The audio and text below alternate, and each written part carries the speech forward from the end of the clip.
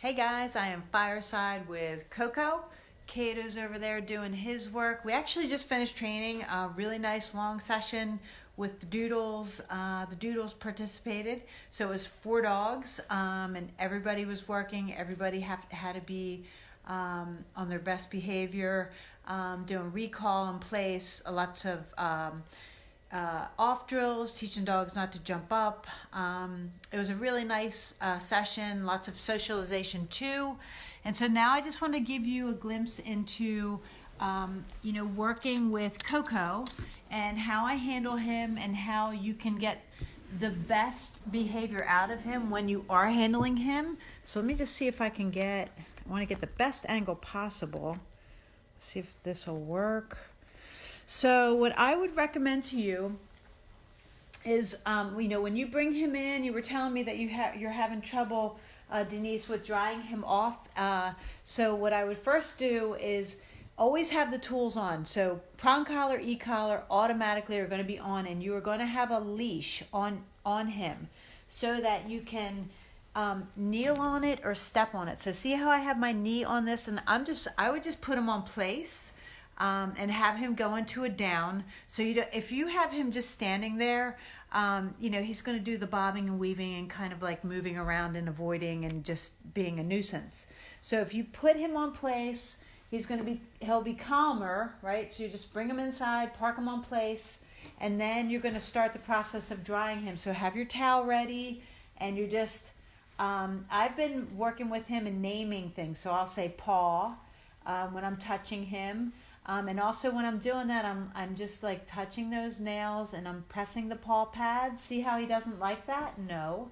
I'm pressing those paw pads and exposing the nail. And the reason that I'm doing that is to desensitize him to that. I want him to be able to be handled without falling to pieces and getting mouthy with me and being bratty. I don't want him pawing me like that. That's disrespectful. It might seem like it's cute, but it's actually really not. It's him being bratty. And so you need to be able to go in and get the little crusties, the little eye crusties. No. And I just tell him, if he puts his paw on me, I tell him no. You need to be able to C-clamp that muzzle. See how I put my fingers around, and I C-clamp it so he can't. So it's kind of like you grab the muzzle like that and just gently C-clamp it if he gets mouthy, and tell him no when he gets mouthy or if he gets fussy. But you make sure you keep it to like no talking. You want to be calm and assertive when you're doing this with him. You want to be able to look in those ears and inspect them. Keep in mind, you might have to administer eardrops sometime. So if he's got like a little ear infection, you'll need to be able to do this with him and put those eardrops in. You might need to clean those ears at some time, and you need to be able to handle him. And so I do the same thing with like opening the mouth. Good boy. I just handle him. Get in the habit of not just like, picking off things from his coat, but you definitely need to be able to do that. So you want to kind of, I like to put my hand here or my forearm here, and then just brush him or comb him out, however you want to get the stuff out of his coat when you're coming from a hike. And you just make this like a process where you're taking your time and you are calm, like I said, and assertive with him. Be firm, but just don't get caught up in don't let him let you get frustrated, or if you have him under control with a leash and the tools, he cannot get away from you. And it's going to be super helpful for you. So, those are the things that I would recommend for you. They've helped me immensely. He's been really good with all the stuff that I've done. And I've noticed that when I go to towel dry him, if I show him the towel, and I just tell him, I'll say, I'll have him sit or do it down, or you can park him on place like I suggested, and I'll just say towel, and I show him the towel. So it's not like I'm swooping in on him with this big towel, and he's like, what's going on? So he was kind of freaked out by that the first day, but I just took my time with him. And I think if you take your time and you just, practice being the leader with him, because he's He can be very bratty. I mean, you know this. I'm not telling you anything that you don't already know about CoCo. He's super cute but bratty. And so I'm just going to pet him while I'm talking. So try these tips. We will do these things when we come home, when you come here, and also when we get to your house. We do the go home sessions. We are going to practice all these things. I want the boys to handle him as well, and I want him to behave the same way for them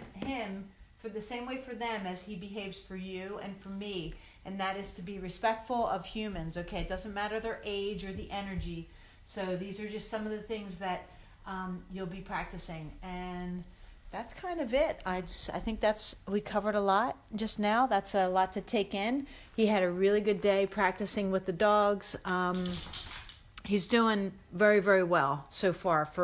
We're a week in tomorrow, and he's really picking things up super, super well. And let's just go over. Oh, and one thing that he did today, which was really cool, he walked with my doodle Phoenix. They walked together, so that was like really nice. They did a very nice job together. Phoenix was on my right and CoCo was on my left. He's getting the walk down really, really nicely, not pulling. The prong collar is helping. The e-collar is it's another layer. It's another tool to help you with him. And then here is Kato. He also had a walk Kato walked with Chase today, and he did a really great job. He was very intrigued walking with another dog, and of course wanted to, he was interested in, maybe hanging out with Chase, but, Chase was all business, and they did really well together. He's had a much better day today, Kato has, and we're just continuing to practice the basic things, because we're early into his training. We're building that foundation. He's becoming better in the crate, becoming better at taking, understanding that he cannot always be out when he wants to. He's a demanding dog, very pushy and demanding. And so he's learning to curb that, because, we don't want a dog who's going to bark and be demanding with us and pushy, because that's not good manners. So, and you can tell he's exhausted from training. That's it, guys. Happy Friday night. Stay dry, and I will see you guys tomorrow. Say good night, buddy.